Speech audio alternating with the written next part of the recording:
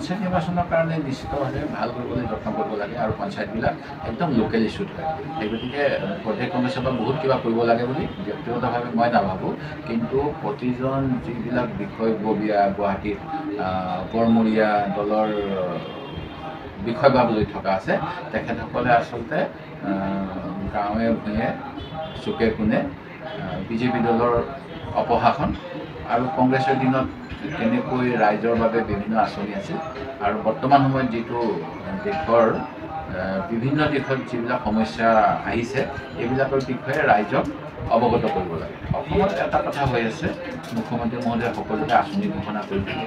যোৱাকালি এটা আঁচনিৰ কথা শুনিলোঁ, বিধানসভাত এই বিষয়ে হৈছিলে ঘোষণা। বিধানসভা হোৱাৰ পিছত এইটো কেবিনেটত ঘোষণা কৰাটো নহয়, প্ৰকৃততে কেবিনেটত আগতে হয়, তাৰপিছত পলিচি ফৰ্মুলেট হয় আৰু বিধানসভাত এপ্ৰুভ কৰায় ফাইনেন্সিয়েল কাৰণত। মুখ্যমন্ত্ৰীয়ে কালি আকৌ মানে এচাম মানুহক ভিডিবি নিচিনাকৈ ৰেইনকোট দিব, পইচা দিব যুৱকবিলাকক। এইটো এটা আকৌ নতুন টুপি এটা দিলে কালি। অক্টোবৰ মাহৰ পৰা হ'ব, ছেপ্টেম্বৰ মাহত এখন অধিৱেশন হ'ব। যদি এতিয়া বাজেট নাই তেতিয়াহ'লে সেইখিনি সময়ত 17 অক্টোবৰ বুলি কৈছে ন কালি।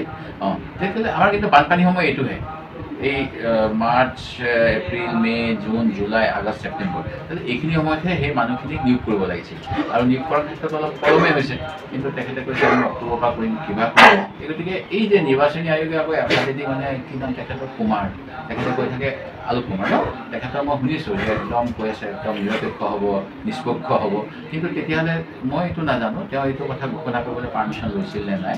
যোৱাকালি এইটো এটা টোপহে, কাৰণ কৈছে যে যিমান মথাউৰি আছে তাত 15জনকৈ ল'ৰাক কিবা কিবি পইচা দিব। আজি তেনেকৈ কিমান টোপ দি থাকিব? এই টোপৰ ৰাজনীতিৰ বিপক্ষে জনগণক ক'ব লাগে, সেইটোৱে মূল কাম। ইয়াত মানে প্ৰদেশ কংগ্ৰেছৰ প্ৰকৃততে যিসকল বিষয়ববীয়া তেখেতসকলে একদম এতিয়া গাঁৱে গুচি যাব লাগে। দিল্লীত মানে কোনোবা লিডাৰ আহিলে ধৰক এজন বা দুজনেহে গামোচা পিন্ধাবলৈ এয়াৰপৰ্ট যোৱাৰ পৰিৱেশটো হ'ব লাগে এই সময়ত।